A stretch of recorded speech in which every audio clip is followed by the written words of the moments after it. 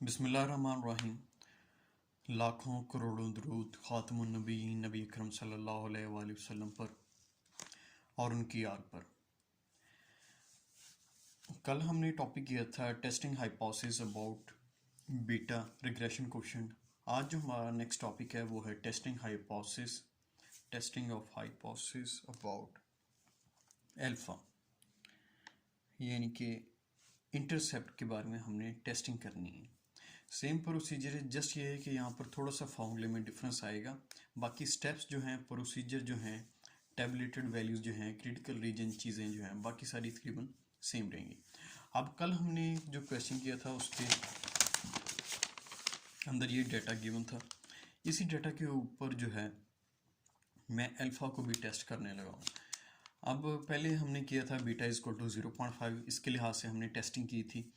और आज जो है हम टेस्टिंग करेंगे इसी डेटा के ऊपर अल्फ़ा के लिए।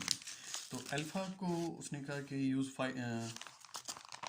हमने 2% लेवल ऑफ सिग्निफिकेंस, अल्फ़ा की वैल्यू ए की वैल्यू यानी कि टाइप 1 एरर ये जो है इसकी वैल्यू 2% रख के हमने हाइपोथेसिस को टेस्ट करना है। ये वाला जो ए है और ये वाला जो ए, इनमें डिफरेंस है। आपने इनमें कंफ्यूज नहीं होना, बल्कि यहाँ पर 3 वैल्यूज़ होती हैं। एक तो ये फार्मूले के अंदर भी टेस्ट स्टैटिस्टिक में आता है ए। ये वाला जो ए है इंटरसेप्ट, ये हम सैंपल से कैलकुलेट करते हैं, सैंपल वैल्यू से। ये सैंपल वैल्यूज वो जो हमें डाटा के अंदर गिवन होती हैं, ये वाली वैल्यूज, ये एक सैंपल की कैलकुलेशंस हैं। इनसे हम जो ए की वैल्यू कैलकुलेट करेंगे वो हम यहाँ लिखते हैं, ठीक है। और ये वाला जो अल्फ़ा है, ये अल्फ़ा जो है ये पॉपुलेशन पैरामीटर का है, जो कि हमने इधर इस हाइपोथेसिस से लेना है जिसकी वैल्यू है 3। और ये वाला जो ए है ये है टाइप 1 एरर, ये है 2% लेवल ऑफ सिग्निफिकेंस भी जिसको कहते हैं। इसलिए इन 3 चीज़ों के बारे में आपने हमेशा क्लियर रहना है कि ये ए क्या है, ये अल्फ़ा क्या है और ये वाला ए क्या है। इन चीज़ों में आपने हमेशा क्लियर रहना है कि ये क्या क्या चीज़ें हैं। अच्छा जी, हमारे पास डाटा था जिसमें 2% लेवल ऑफ सिग्निफिकेंस से हमने टेस्टिंग करनी थी कि अल्फ़ा 3 वैल्यू के इक्वल है कि नहीं है। H naught alpha is equal to 3। और अल्टरनेटिव हाइपोथेसिस आपको मैंने बताया कि जो हमारे पास नल हाइपोथेसिस होता है, यानी कि एच नॉट है, इसका बिल्कुल अल्टरनेटिव होता है, इसका बिल्कुल उलट होता है अल्टरनेटिव हाइपोथेसिस, यानी कि यहाँ पर इक्वल का साइन, यहाँ पर नॉट इक्वल का साइन। अब लेवल ऑफ सिग्निफिकेंस डिफाइन किया गया था, alpha is equal to A is equal to 2%, यानी कि इसकी वैल्यू होगी 0.02%। थर्ड स्टेप में हम टेस्ट स्टेटिस्टिक करते हैं। टेस्ट स्टेटिस्टिक यानी कि जो हमारा हाइपोथेसिस बना होता है उसके लिए टेस्टिंग एक बेस, एक सैंपल वैल्यू लेते हैं कि आया कि हमारे रिजल्ट्स हमारे हाइपोथेसिस से मैच करते हैं या नहीं करते। इसके लिए टी डिस्ट्रीब्यूशन ही यूज़ होगी।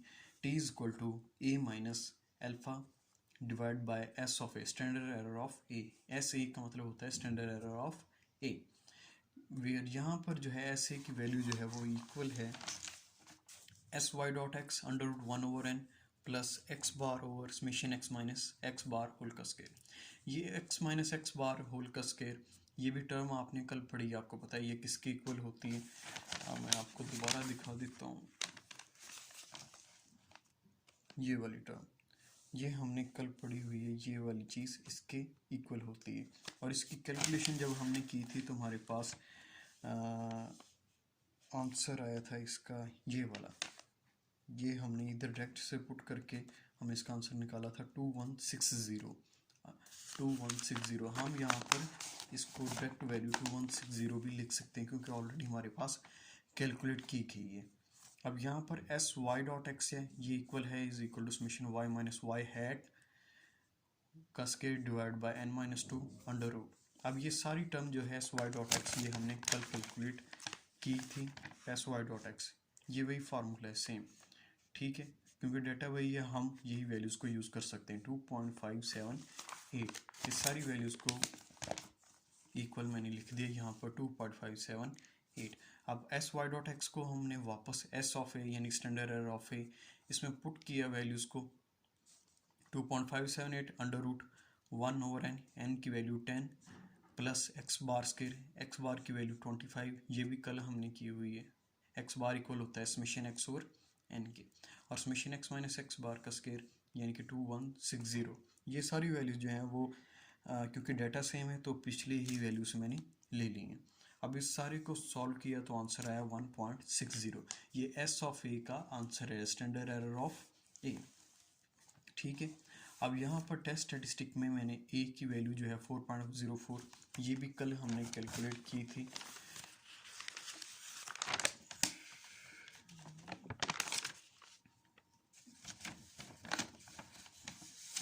ये 4.04 ये हमने वैल्यू कैलकुलेट की हुई है। तो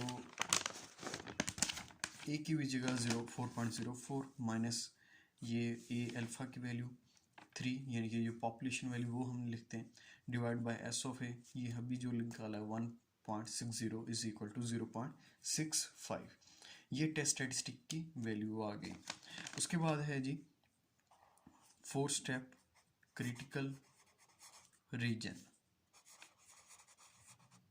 सॉरी क्रिटिकल वैल्यू। अगर आप क्रिटिकल रीजन भी पहले डिफाइन कर दें तो कोई इसमें इशू नहीं है, लेकिन पहले हम क्रिटिकल वैल्यू ही लेते हैं। अच्छा, क्रिटिकल वैल्यू जो है T alpha by 2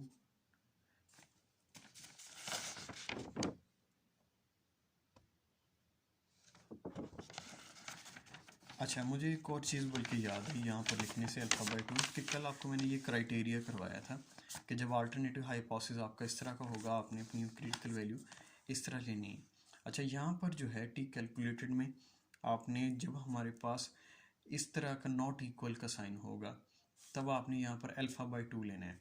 T alpha by 2 हमारी वैल्यू होगी T alpha by 2 comma N minus 2।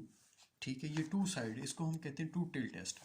To tail test का मतलब ये है कि यहाँ पर जो है beta is not equal to B naught, यानी कि कोई भी न्यूमेरिकल स्पेसिफिक वैल्यू हो जाए, यानी कि इसके इक्वल नहीं है। ये मतलब क्या है, बीटा की वैल्यू जो है जो भी वैल्यू होगी, यानी कि फॉर एग्जांपल ये 5 मैं कह देता हूँ कि 5 के लिहाज से मैं टेस्टिंग कर रहा था, बीटा इज इक्वल टू 5, यहाँ पर लिखा beta is not equal to 5। इसका मतलब ये है कि बीटा की वैल्यू 5 नहीं है, लेकिन 5 से ग्रेटर भी हो सकती है, 5 से लेस भी हो सकती है। ठीक है, अब ये टू साइडेड है, इसको कहते हैं टू टेल टेस्ट। जब टू टेल टेस्ट होगा तो यहाँ पर ए की वैल्यू को हम 2 से डिवाइड करते हैं। अब यहाँ पर वन साइडेड है बीटा, अब ये यहाँ पर अगेन मैं 5 कर दूँ, beta is greater than 5, beta जो है 5 से ग्रेटर। अब ये एक साइड पे चल रहा है, ये नहीं कह रहा कि बीटा जो 5 से लेस भी है, अब ये वन साइड पे है, ग्रेटर पे है। इसी तरह जो है नीचे जो है बीटा इज लेस देन 5, अब ये भी वन साइड है कि बीटा जो है 5 से लेस है, अपर साइड पे नहीं जा रहा। अब जब वन टेल टेस्ट होंगे तो हमने यहाँ पर t की वैल्यू को 2 से डिवाइड नहीं करना, T alpha comma N minus 2 comma N minus 2। ठीक है, इस तरह आपने फिर अपनी ये कैलकुलेटेड वैल्यू, ये वाली वैल्यूज़ हैं, सॉरी ये टेबल की वैल्यूज़ हमने इस तरह लेनी है। कैलकुलेटेड वैल्यू तो आपकी वो होगी जो आपने थर्ड स्टेप से हम निकालते हैं, कैलकुलेट करते हैं फ्रॉम सैंपल डाटा। ओके जी, अच्छा, ये critical value T alpha by 2 into N minus 2, ये इक्वल है टी अल्फा की वैल्यू है हमारे पास 2%, जिसको हम लिख सकते हैं 0.02 divide by 2 comma N minus 2 यानी कि 10 माइनस 2 इज इक्वल है ये, इसको डिवाइड करेंगे तो आंसर आएगा 0.01 और साथ में 8। अब 0.01 के कॉलम में हमने 8 डिग्री ऑफ फ्रीडम के साथ, आपको मैंने टेबल बताया था कि हमने देखना है।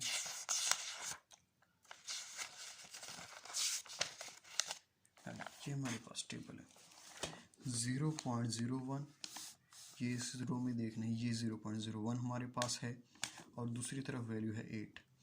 0.01 और 8 के अगेंस्ट हमारे पास वैल्यू है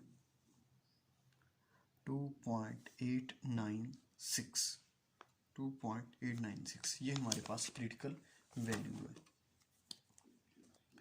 this value is equal to 2.896।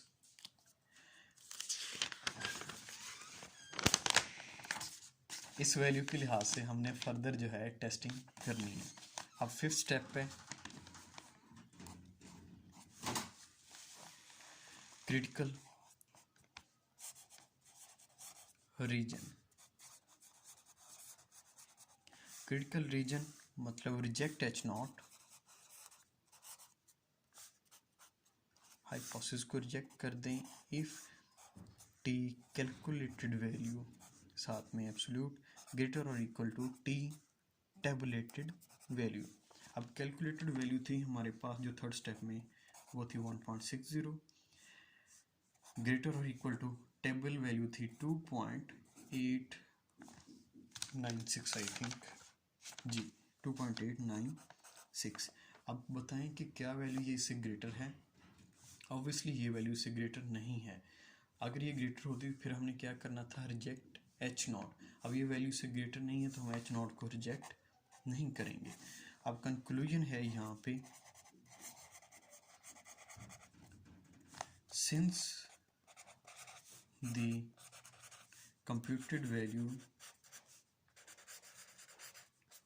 computed value falls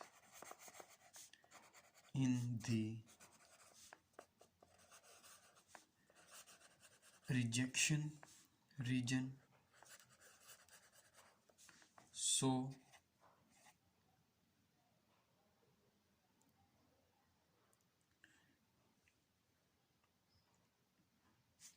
since the computed value does not fall